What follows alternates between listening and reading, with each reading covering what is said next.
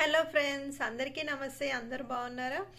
ఈరోజు నేను ఒక మంచి చికెన్ కర్రీ చేస్తున్నాను విత్ స్పెషల్ ఇంగ్రీడియంట్ అనమాట, సీక్రెట్ ఇంగ్రీడియంట్. మీరు కూడా తప్పకుండా ట్రై చేయండి. ఈ చికెన్ కర్రీ మాత్రం చాలా టేస్టీగా ఉంటుంది. ఫస్ట్ చికెన్ని కడగాలి. మేము పసుపు వేసి కడుగుతున్నాము చికెన్ని. ఆల్మోస్ట్ ఒక 1 kg వరకు చికెన్ తీసుకున్నాం అనమాట. సో అది కడిగేస్తున్నాము వాటర్తో. మేము ఆల్మోస్ట్ 3 times కడుగుతున్నాము చికెన్ని. 3 times, థర్డ్ టైం అనమాట. థర్డ్ టైం పసుపు వేసి కడిగాము. తర్వాత అలా ఆ కడిగిన వాటర్ అన్నీ తీసేయాలి. చూడండి, చికెన్ ఇలా నీట్గా కడిగేసుకున్నాక మనము మ్యారినేట్ చేసుకోవాలి చికెన్ని. ఫస్ట్ పసుపు వేస్తున్నాము, తర్వాత కారం వేస్తున్నాము. మేము కొంచెం కారం ఎక్కువగానే తింటాము. సో మేము కారం ఆల్మోస్ట్ ఒక 5 to 6 spoons అలా వేస్తున్నాము, ఎందుకంటే ఇది ఆల్మోస్ట్ 1 kg వరకు అనమాట చికెన్. తర్వాత కొంచెం ధనియాల పొడి వేసుకోవాలి.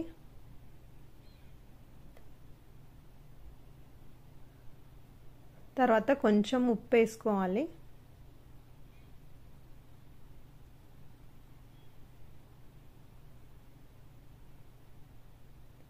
ఉప్పు మనం ఫస్ట్ కొంచెం వేసుకొని మళ్ళీ కర్రీలో వేసుకోవచ్చు. మేము ఇప్పుడే ఎక్కువ వేసామన్నమాట.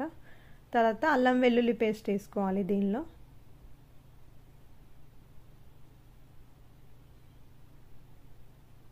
నేనైతే అల్లం వెల్లుల్లి పేస్ట్ ఎప్పటికప్పుడు ప్రిపేర్ చేసుకుంటాను. ముందే అంతా ప్రిపేర్ చేసుకొని ఫ్రిడ్జ్లో అలా పెట్టుకొని అనమాట. ఎప్పుడు కర్రీకి కావాల్సింది అప్పుడే గ్రైండ్ చేసుకొని వేసుకుంటాను అనమాట. ప్రతి కర్రీలో నేను ఇట్లాగే చేస్తాను, ఎందుకంటే అల్లం వెల్లుల్లి పేస్ట్ కొంచెం ఫ్రెష్గా అనిపిస్తుంది. ఫ్రెష్గా చేసుకుంటేనే ఫ్రెష్గా అనిపిస్తుంది. ఫ్రిడ్జ్లో పెట్టుకుంటే కొంచెం స్మెల్ ఇంకా టేస్ట్ కొంచెం చేంజ్ అయినట్టు అనిపిస్తుంది. సో నేను అప్పటికప్పుడే చేసుకుంటాను. సో ఇవన్నీ వేసాక అలా మిక్స్ చేసుకోవాలి చికెన్ని మొత్తము. ఆ మసాలా మొత్తం అంత ముక్కలకు పట్టేలాగా ఆ ముక్కల్ని మొత్తం కలుపుకోవాలి. నేను మ్యారినేషన్ అంటే ఎక్కువ గంటలు మ్యారినేషన్ ఏం చెయ్యను. జస్ట్ అలా మ్యారినేట్ చేసి వెంటనే కర్రీ చేసేస్తాను అనమాట. సో ఇలా మ్యారినేట్ చేసి పక్కన పెట్టేసుకొని మళ్ళీ మనం కర్రీకి ప్రిపరేషన్ చేసుకోవచ్చు. నేను వెంటనే కర్రీ ప్రిపరేషన్ స్టార్ట్ చేస్తున్నాను. ఫస్ట్ అయితే నేను కొంచెం ఎండు కొబ్బరి కట్ చేస్తున్నాను. చూడండి, ఎండు కొబ్బరిని ఇలా చిన్న పీసెస్గా కట్ చేసుకోవాలి. ఎండు కొబ్బరి ఎక్కువ వేసుకోవద్దు, కొంచెమే తీసుకోవాలన్నమాట. చాలా తక్కువ వేసుకోవాలి. ఎక్కువ వేసారంటే కర్రీ టేస్ట్ మొత్తం పోతుంది. సో ఒక చిన్న ఎండు కొబ్బరి ముక్క తీసుకొని ఇలా చిన్న కట్ చేసుకోండి. ఇది నేను కేజీ చికెన్ కాబట్టి ఇంత ఎండు కొబ్బరి వేస్తున్నా. సో మీరు తీసుకునే చికెన్ని బట్టి, మీరు ఒకవేళ 1/2 kg తీసుకుంటే ఇంకొంచెం తక్కువ వేసుకోండి ఎండు కొబ్బరి. ఒకవేళ మీరు 1/4 kg చికెన్ తెచ్చుకుంటే కనుక ఇంకొంచెం తక్కువ వేసుకోండి ఎండు కొబ్బరి.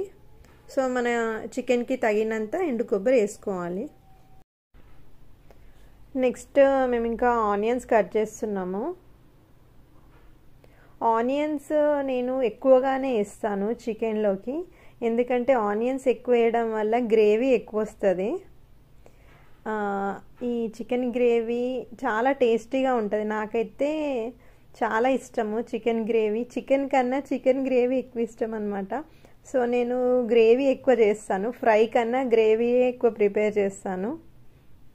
పిల్లలకు కూడా చాలా ఇష్టము ఇలా చికెన్ గ్రేవీ ఉంటే కనుక. సో ఆనియన్స్ అయితే నేను ఎక్కువగానే కోస్తాను. ఒక బౌల్ అయితే తీసుకున్నాను, పక్కన పెట్టేసుకున్నాను స్టవ్ పైన సన్నని మంట పెట్టేసి. సో నేను ఆల్మోస్ట్ ఒక 4 to 5 ఆనియన్స్ కట్ చేస్తున్నాము.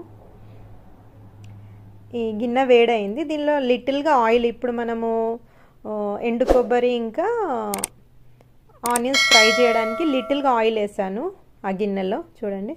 సో ఫస్ట్ ఎండు కొబ్బరి వేస్తున్నాను. ఇది కొంచెం మనం ఇప్పుడు ఫ్రై చేసుకోవాలి.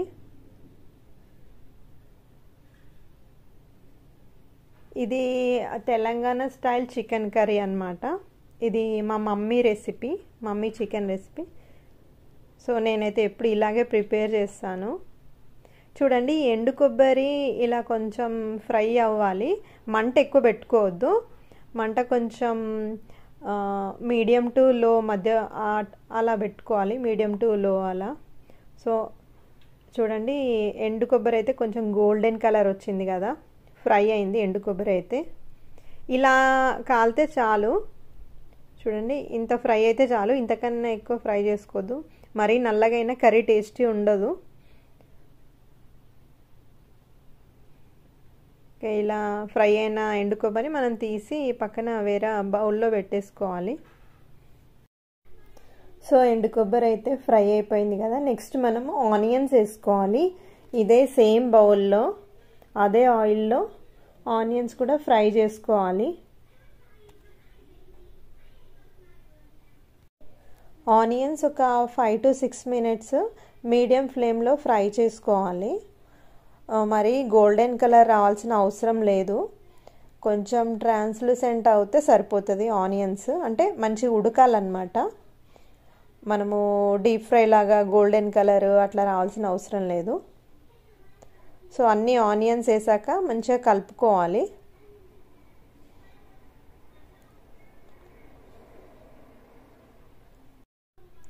చూడండి, ఆనియన్స్ అయితే ఫ్రై అవుతున్నాయి. ఇలా కలుపుకుంటూ ఉండాలి. ఇలా కలుపుతూ ఉంటే మొత్తం ఆనియన్స్ మంచిగా ఫ్రై అవుతాయి అన్నమాట. చూడండి, ఆల్మోస్ట్ ఫ్రై అయిపోయినాయి ఆనియన్స్. ఇలా ట్రాన్స్లూసెంట్ అవ్వాలన్నమాట. సో ఇప్పుడు మనం స్టవ్ ఆఫ్ చేసుకొని ఫస్ట్ ఎండు కొబ్బరి వేసుకుంటున్నాను మిక్సీ జార్లో. ఎండు కొబ్బరితో పాటు ఇప్పుడు మనం మసాలా కూడా వేస్తాము దీనిలో. అంటే దాల్చిన చెక్క, ఓ 3 లవంగాలు, ఓ 2 ఇలాచీలు, అవి కూడా ఈ ఎండు కొబ్బరితో పాటు మనం గ్రైండ్ చేస్తాము. సో నేనైతే గరం మసాలా అప్పటికప్పుడు చేస్తానన్నమాట. కొంతమంది గరం మసాలా ముందుగా చేసుకొని పెట్టుకుంటారు కదా, నేను ఫ్రెష్గా చేసుకుంటాను. చూడండి, ఎండు కొబ్బరి అయితే గ్రైండ్ అయిపోయింది. దానిలోనే మన ఫ్రై అయిన ఆనియన్స్ ఉన్నాయి కదా, ఇవి వేసి గ్రైండ్ చేసుకోవాలి. ఆనియన్స్ కొంచెం చల్లబడాలి, మరీ వేడి వేడి ఉన్నప్పుడు గ్రైండ్ చేయొద్దు కదా, ఎందుకంటే పైన చిల్లుతుంది. సో ఆనియన్స్ కొంచెం చల్లబడ్డాక ఇవన్నీ మళ్ళీ గ్రైండ్ చేసుకోవాలి ఎండు కొబ్బరితో పాటు. చూడండి, ఇదైతే నేను గ్రైండ్ చేశాను. ఆనియన్స్ ఇంకా ఎండు కొబ్బరి ఇంకా గరం మసాలా, ఇది మిక్స్చర్ అన్నమాట. ఈ మసాలా చాలా టేస్టీగా ఉంటుంది. నెక్స్ట్ మనం ఇప్పుడు చికెన్ వండడానికి ఒక బౌల్లో ఆయిల్ వేసుకోవాలి. సో చికెన్ కాబట్టి ఆయిల్ ఎక్కువనే వేసుకోవాలి.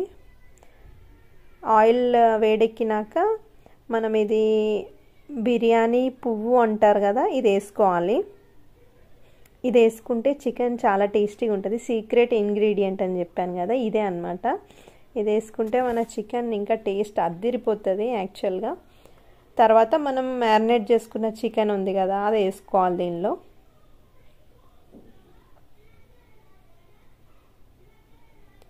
ఇది మంచిగా కలుపుకొని కొంచెం సేపు ఉడికించాలి. చూడండి, చికెన్ ఎంత రెడ్ కలర్ కనిపిస్తుందో.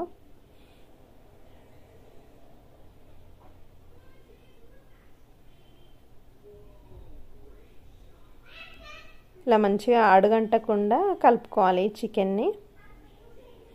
అసలు వండేటప్పుడే చాలా మంచి స్మెల్ వస్తుంది. నెక్స్ట్ ఇంకా మనం దీనిలో ఒక టమాటో వేస్తున్నాను అనమాట. నేను 1 kg చికెన్ కాబట్టి ఒక పెద్ద టమాటో వేసాను. టమాటో వేసుకుంటే కర్రీ చాలా టేస్టీగా వస్తుంది. మనం ఫస్ట్ చికెన్తో పాటు వేస్తున్నాం కాబట్టి ఆ టమాటో మొత్తం ఉడికిపోతుంది. మనం తర్వాత టమాటో వేసామనే సంగతి కూడా తెలియదు, ఎందుకంటే మొత్తం అది కరిగిపోతుంది అన్నమాట చికెన్లోనే. తర్వాత చికెన్ కొంచెం ఉడికాక, హాఫ్ ఉడికాక, చికెన్ సగం ఉడికాక మనం గ్రైండ్ చేసుకున్న మసాలా పేస్ట్ ఉంది కదా, అది దీనిలో వేసుకోవాలి. చికెన్ అయితే నేను ఆల్మోస్ట్ ఒక 10-15 మినిట్స్ ఉడికించాను అనమాట. అలా ఉడికించినాక ఇప్పుడు మనము గ్రైండ్ చేసుకున్న మసాలా పేస్ట్ ఉంది కదా, కొబ్బరి, ఆనియన్స్, ఇంకా గరం మసాలా, అది వేసుకోవాలి దీనిలో. ఆ మిక్సీ జార్లో కొన్ని వాటర్ వేసుకొని దీనిలో వేసేసుకోవాలి, ఎందుకంటే మసాలా మొత్తం దానిలోనే అంటుకుంది. చూడండి, అలా వాటర్ మిక్సీ జార్లో వాటర్ వేసుకొని ఆ మిగిలిన మసాలా కూడా వేసుకోవాలి.